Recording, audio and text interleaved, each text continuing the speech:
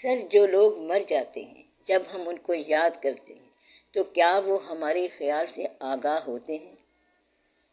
آپ اس وقت تک ان کو یاد نہیں کر سکتے جب تک وہ خود نہ چاہیں۔ جس کو آپ یاد کر رہے ہوں تو اصل میں وہ آپ کو یاد کر رہا ہوتا ہے۔ مثلاً آپ یہاں کسی دوست کو یاد کر رہے ہوں تو وہ وہاں آپ کو یاد کر رہا ہوتا ہے۔ اگر آپ درود شریف پڑھیں تو وہ وہاں پہنچ جاتا ہے۔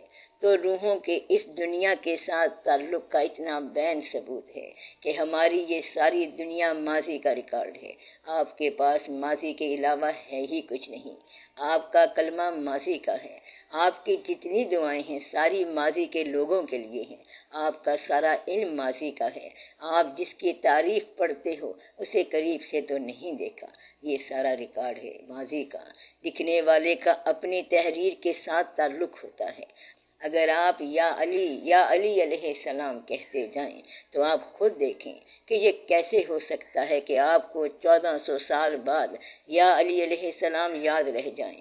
تو ثابت یہ ہوا کہ اگر وہ آپ کو یاد ہیں تو آپ انہیں یاد ہیں، اور آپ انہیں پکار رہے ہیں تو وہ بھی آپ کو یاد کر رہے ہیں۔ تو آپ جس کو پکارتے ہو وہ پکارنے کی اجازت دیتا ہے، جس کو وہ اختیار نہ دے وہ پکارتا نہیں ہے۔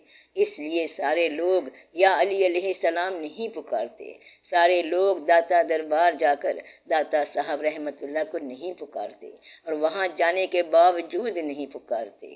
صحیح جاننے والے کو صحیح علم ملتا ہے، تو جن کو یاد کریں ان کو علم ہوتا ہے کہ آپ انہیں یاد کر رہے ہیں، اور وہ آ کر اپنی یاد آپ ہی جگاتے ہیں۔ ورنہ زندگی میں ماں باپ زندہ ہوتے ہیں اور انسان یاد نہیں کرتا، اور پھر گزرے ہوں کو یاد کرتا رہتا ہے۔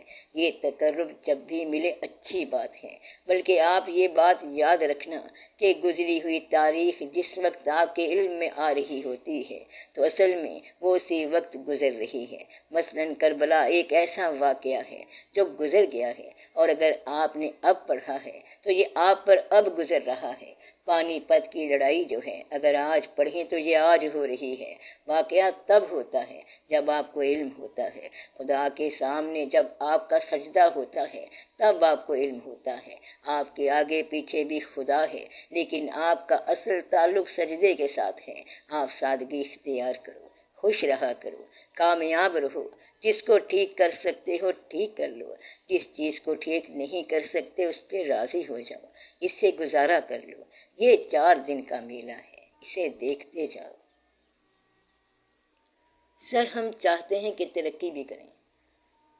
اللہ کی ذات اپنی ذات میں ہمیشہ سے مکمل تھی، لیکن اس نے یہ سوچا کہ اظہار ذات کے لیے یہ ضروری ہے کہ انسان کو پیدا کیا جائے۔ اب آپ اس سے ہیں اور وہ آپ سے ہے، مگر آپ کے دنیا میں آنے سے سارا سسٹم ہی غلط ہو گیا۔ غلطی اس طرح ہو گئی کہ ہمارا ریفرنس خدا ہونا چاہیے، مگر آپ کا ریفرنس ہے دنیا کی ترقی۔ آپ یہ ریفرنس نکال دو، پھر آپ کو آسانی ہو جائے گی۔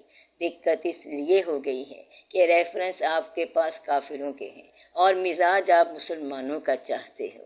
اس لیے سچ کہتے ہیں کہ آپ زندگی فرعون کی چاہتے ہیں اور عاقبت موسیٰ علیہ السلام کی چاہتے ہیں۔ آپ اچھا وقت گزارو، بچے راضی رہیں اور ماں باپ سلامت رہیں۔ سلامتی یہی ہے کہ آپ کو وہ یاد رہیں اور آپ اللہ تعالیٰ کا سجدہ کرتے جاؤ۔ بس یہ کامیابی ہے اور ترقی ہے۔ سر ترقی کے لیے دعا بھی ہو سکتی ہے، لیکن ترقی حاصل کیسے کریں؟ دعا کا کچھ نہ کچھ تو اثر ہوگا۔ آپ ترقی کے لیے ضرور کوشش کرو اور حاصل کرو، مگر یہ دیکھو کہ انگریز خدا کو نہ مان کر بھی ترقی کر رہا ہے، آپ کیوں نہیں کر سکتے؟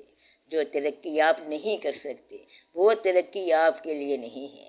پہلے آپ اپنی جنس کو پہچانو۔ اگر دعا پر اتنا ہی یقین ہے تو پھر بیٹھ کر دعا کرو کہ یا اللہ ہمیں ایسی زندگی دے جس پر ہم راضی رہیں اور تو بھی راضی رہے۔ لیکن آپ ہر وقت فنانشل بہبود کے مسئلے سے بچو۔ اگر بیویاں مال کی نمائش پر لگ جائیں تو شوہر مجبور ہو کر ناجائز مال لانے کو تیار ہو جائے گا۔ ایسی صورت میں دعا کیا کرے گی؟ بیوی کو چاہیے کہ شوہر کی آمدنی میں گزارا کرے۔ دعا یہ کرو کہ اللہ تعالیٰ رزق میں برکت دے، کشائش رزق حلال دے۔ اللہ تعالیٰ بغیر حساب کے رزق دیتا ہے۔ ہم دعا کرتے ہیں کہ اللہ تعالیٰ آپ کے حالات بہتر کرے۔ سر ایسا کیوں ہوتا ہے کہ ہم محنت اور کوشش کرتے رہتے ہیں لیکن ہماری محنتوں کا اس طرح انصاف نہیں ملتا؟ ایک بات یہ دیکھو کہ دنیا کے اندر انصاف کی دعا ذرا مشکل ہی ہے۔ سرمد کو ایگزیکیوٹ کر دیا گیا اس لیے کہ اس کو کہا گیا کہ کلمہ پڑھو تو اس نے کہا لا الہ الا اللہ۔ اسے کہا گیا کہ پورا کلمہ پڑھو تو اس نے پورا کلمہ نہیں پڑھا، یعنی محمد رسول اللہ صلی اللہ علیہ وآلہ وسلم نہیں پڑھا۔ جب اس کی گردن کو کاٹا گیا تو خون کے قطرے سے آواز آئی محمد رسول اللہ۔ گردن کٹنے کے بعد اس مجذوب نے یعنی سرمد نے اپنا کٹا ہوا سر اپنے ہاتھ میں پکڑ لیا اور کٹے ہوئے سر کے ساتھ دہلی کی جامع مسجد کی سیڑھیوں پر چڑھ گیا اور آواز بلند کرنے لگا کہ انصاف انصاف، مجھے کس جرم کی سزا ملی ہے، میرا سر کیوں کاٹا گیا ہے۔ ان کے ایک مرشد تھے جو ہرے بھرے نام سے مشہور تھے اور دہلی کی جامع مسجد کے سامنے ان کا مزار ہے۔ انہوں نے اس کو ڈانٹا کہ تو جو انصاف مانگ رہا ہے اس کے لیے اللہ نے ایک دن مقرر کر رکھا ہے اور اسے یوم انصاف کہتے ہیں۔ وہ انصاف جو سچ اور جھوٹ کو دودھ پانی کر دے، یہاں کیسے مانگ رہے ہو؟ تو یہ انصاف یہاں کیسے مانگے گا؟ دھوکے کے گھر میں انصاف کیسے مانگے گا؟ یہ گھر ہی اور ہے، یہ وقت ہی اور ہے، یہ قصہ ہی اور ہے۔ ادھر تو عزت عام طور پر اسے ملے گی جو اندر سے ذلیل ہوگا، یہاں وہ انصاف نہیں ملے گا کہ دودھ اور پانی الگ ہو جائے، وہ انصاف یہاں کبھی نہیں ہوگا۔ یہاں پر تو دودھ میں پانی کی ملاوٹ ہوگی، چور پیدا ہوگا اور چوری کرے گا، دوست دھوکہ دے گا، اعتماد کو ٹھیس لگائی جائے گی، بچے باغی ہوں گے اور ایسے واقعات ہوتے ہی رہیں گے۔ جوں جوں وقت گزرتا جا رہا ہے تو اس سے بھی برا زمانہ آئے گا۔ ایک زمانہ آئے گا کہ بچوں میں دانائی پیدا ہو جائے گی اور ماں باپ حیران ہو جائیں گے۔ یہ وقت قریب آ گیا ہے کہ ماں باپ اپنے بچوں کی دانائی دیکھ کر حیران رہ جائیں گے اور بچے ایسا سوال کر دیں گے کہ والدین کو دن کے وقت تارے نظر آ جائیں گے اور حیران پریشان ہو جائیں گے۔ تو یہ وقت ہے دعا کا۔ ایک ایسا زمانہ آئے گا جب کہ علم زیادہ پھیل جائے اور بہت جلدی باطن کا علم کھل جائے، اور یہ کھلنا شروع ہو گیا ہے۔ تب مخفی چیزیں ظاہر ہو جائیں گی۔ اس لیے انصاف ضرور مانگو کہ ہمارا حق جو ہے وہی ہمیں مل جائے اور اس دنیا میں مل جائے اور آگے بھی مل جائے۔ ایک کہانی سن لو۔ ایک بادشاہ تھا، جب اس کو بادشاہی ملی تو جشن منایا گیا اور جلوس نکالا گیا۔ بادشاہ کو شہر کے باہر سے تاج پوشی کے لیے جلوس کی شکل میں لایا گیا۔ اس نظم کو ایک رائٹر نے لکھا ہے۔ رائٹر بادشاہ کی زبانی کہتا ہے کہ اٹ واز روزز روزز آل دا وے، یعنی گلاب ہی گلاب میرے راستے میں تھے، خوشبوئیں ہی خوشبوئیں میرے راستے میں تھیں، ہجوم ہی ہجوم میری راہ میں تھا۔ اتنا تاز شعار ہجوم کہ اگر میں یہ کہتا کہ اچھے لوگوں سورج میرے لیے لاؤ تو یہ کہتے کہ اس کے بعد آپ کا کیا حکم ہے، یہ کیا چیز آپ نے مانگی ہے۔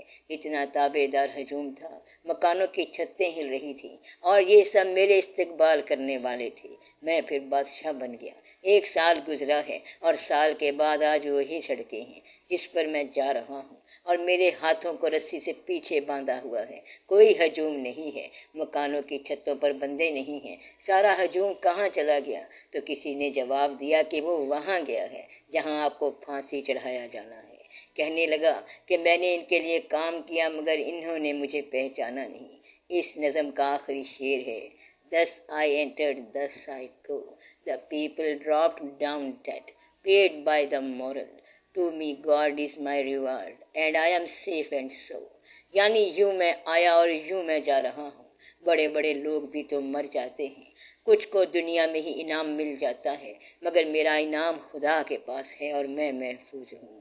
تو وہ کہتا ہے کہ میں اس لیے محفوظ ہو گیا کیونکہ میرا انعام اس کے پاس ہے۔ تو یہاں جس کو انعام مل گیا تو یہ ٹھیک ہے، اور جو محروم ہے وہ اپنا انعام لینے کے لیے آگے جا رہا ہے۔ تو اس طرح آپ لوگ سیف ہو سکتے ہیں۔ کہیں کمی و بیشی ہو گئی تو دعا کرو کہ یا اللہ اس دنیاوی کمی کو میرے دینی مرتبے میں لگا دے، یہ انویسٹمنٹ ہے اور آگے جا کر آپ کو انعام مل جائے گا۔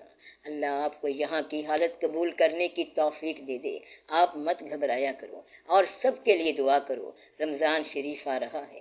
رمضان شریف میں ایک عبادت جو ہے کئی عبادتوں کا ثواب دیتی ہے، اور ایک توبہ کئی توبہ کا کام کرتی ہے۔ آپ کو پھر ایک بار کہتا ہوں کہ اپنے دشمنوں کو معاف کر دو اور سب کو معاف کر دو۔ سب کے لیے رحم کی دعا کرو۔ اللہ تعالیٰ آپ کو بخش دے، اللہ تعالیٰ آپ کو انعامات دے اور آپ میں راضی رہنے کی توفیق پیدا کرے۔ اچھے وقت کا انتظار کرو اور یہ کبھی نہ چھوڑنا، کیونکہ جہاں راستے بند ہوتے ہیں وہاں سے راستہ پیدا ہوتا ہے۔ جہاں دیوار آ کر کھڑی ہو گئی انشاءاللہ تعالیٰ وہاں سے راستہ ملے گا۔ کوئی رات ایسی نہیں جس کے بعد دن نہ آیا ہو۔ اللہ تعالیٰ آپ کو کامیابی کے ساتھ رکھے۔ خوش رہو۔ آپ اپنا ایوارڈ حاصل کرنے کے لیے جاؤ اور یہ دنیا میں کبھی کمپنسیٹ نہیں ہوا اور دنیا میں کبھی نہیں ملا۔ آپ اس بات کا شکر ادا کرو کہ آپ کا حصہ اللہ کے پاس ہے۔ اگر آپ کہتے ہیں کہ میری بڑی انویسٹمنٹ تھی، میں نے دفتر میں بڑا کام کیا ہے، اگر آپ کی نیکیوں کا یا آپ کی محنتوں کا یا آپ کے حقوق کا انعام نہیں ملا تو آپ کی غلطیوں کی فوری سزا نہیں ہوئی۔ اگر انعام فوری ہوتا تو سزائیں بھی فوری شروع ہو جاتی۔ شکر ہے انعام ملا نہ سزا ہوئی۔ سزا کے امکان کو توبہ سے صاف کر دو اور انعام کا انتظار کرو۔ اگر یہ کہیں کہ یا اللہ توبہ، تو ہمیں سزا نہیں ہوگی اور انعام بھی ملے گا۔ یا اللہ مہربانی فرما، یا اللہ ہم نے اپنا انعام ضرور لینا ہے۔ اللہ تعالیٰ اچھے زمانے نصیب فرمائے۔